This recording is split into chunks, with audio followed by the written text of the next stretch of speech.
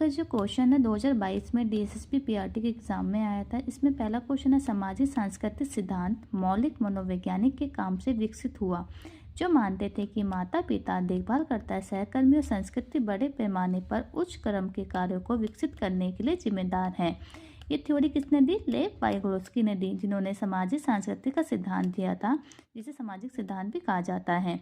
इन्होंने क्या किया, जो लेव वाइगोत्स्की थे, इन्होंने समाज के ऊपर बहुत फोकस किया। इनके अकॉर्डिंग ये था कि बच्चा समाज में रह के जल्दी सीखता है।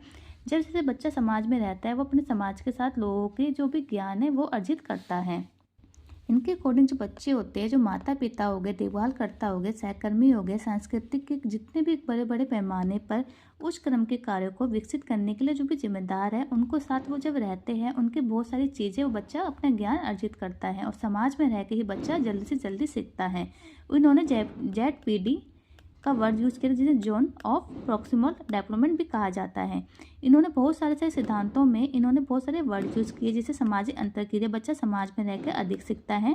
मोर नॉलेजेबल अदर्स में अन्य से अधिक जानकर, जो व्यक्ति अधिक जानता है तो वो कम जानने वाले को अगर उससे अपना ज्ञान देता है तो बच्चा कम सीखने वाला भी सीख जाता है।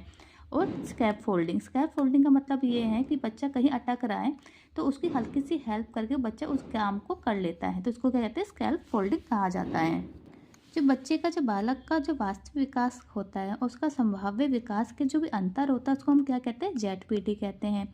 वाइगोत्स्की के अनुसार यदि अधिगम कर की प्रक्रिया में बच्चा जो सीखता है, बच्चों को थोड़ी सी मदद दी जाए तो वह अधिक सीख जाता है, जिससे क्या कहा जाता है, जो मैं आपको बताता स्कैप फोल्डिंग कहा जाता है।